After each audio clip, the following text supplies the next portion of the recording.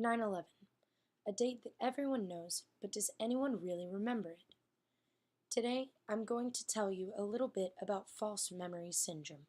This is something that I've studied over the past few months, and statistically speaking, it's almost impossible that you have not fallen prey to it. Today, I'll be telling you what FMS is, how it was created, and how it affects you. So, what is FMS? FMS is a complex condition that has been a hot topic in psychology for many years. There are several ways to define FMS, but first we have to establish, is it a rare condition, a common occurrence, or a dangerous hoax? To some, false memory syndrome is a rare condition that affects a very small percentage of the population. But what do we mean when we say false memory? A false memory is something that did not occur to us or did not occur in the way we remember it. It is accompanied often with a genuine feeling of recollection that one truly experienced this event. These types of memories are common when two people share slightly different recollections of the same event, but eventually remember details provided by the other person. According to the American Psychology Association, people do often create false memories of experiences that they've never had. But to others, FMS is a rampant problem that is skewing our legal system. It is often a practice of lawyers and officers of the law that eyewitnesses not be allowed to speak to each other. Often, testimony can change when witnesses communicate. They will remember new details or often create entirely new events that didn't occur. Take, for example, Elizabeth Loftus.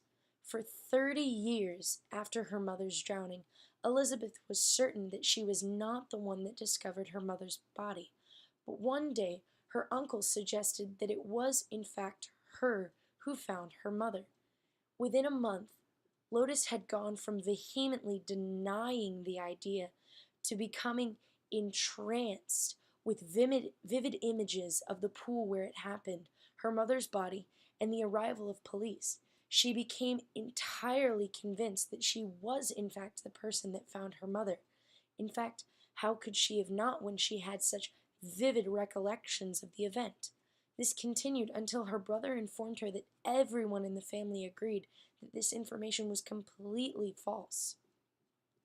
According to the DSM-5, the standard for diagnosing any and all conditions involving the mind, FMS does not warrant a place in its pages. Many believe that FMS is an excuse that abusers can hide behind. They claim that retrieved memory is always accurate and that FMS is a made-up condition used by criminals to attack the credibility of a victim's memory. In the words of child abuse activist Jack Johnson, it is a pseudoscientific syndrome that was developed to defend against claims of child abuse. There is a large amount of controversy surrounding FMS, but the American Psychological Association has clearly confirmed its existence. So we know what it is, but where did it come from? The term false memory syndrome was created in 1992 by a very questionable organization. There are several reasons why this organization could cause question to fall on the validity of FMS. Firstly, who in the world created this term? They are known as the False Memory Syndrome Foundation, and it is primarily made up of parents of children supposedly affected by FMS. The parents, however, have an ulterior motive and one other thing in common. They have all been accused of abusing their children. They claim that repressed memories recovered by therapy are unreliable and have in fact accused therapists of causing their patients to invent memories of sexual abuse.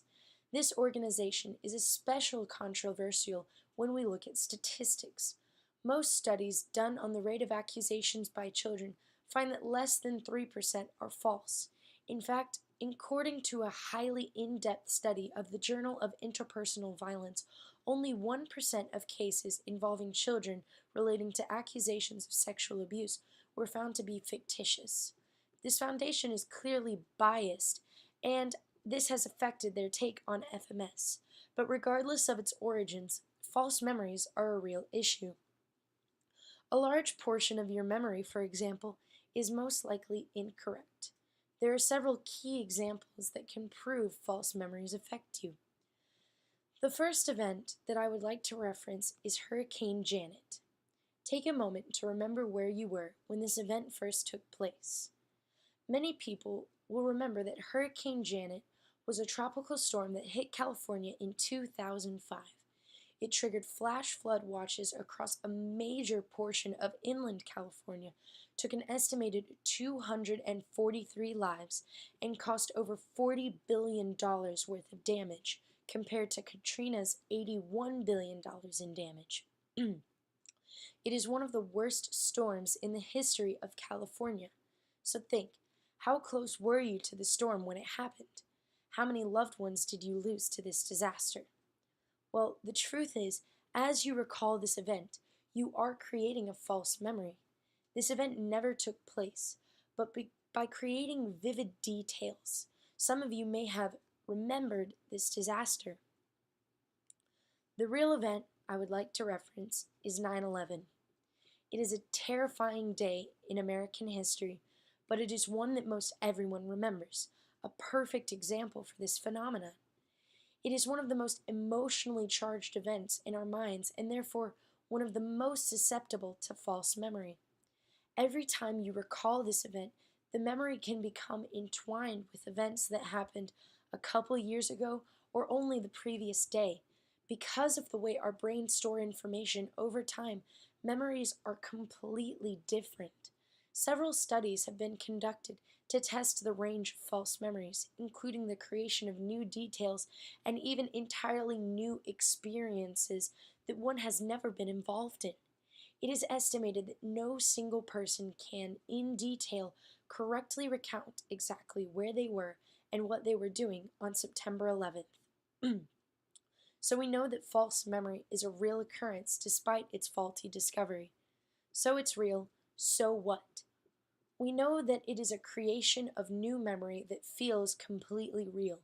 We know that the original endorsers of the idea had ulterior motives, but we also know that it is backed by scientific research. So, what do we do with this information? Well, we can use our knowledge of this phenomenon to help prevent it. So don't be so quick to agree with somebody else's account of an event, and be diligent and think about the effect that you could have on somebody else's memory.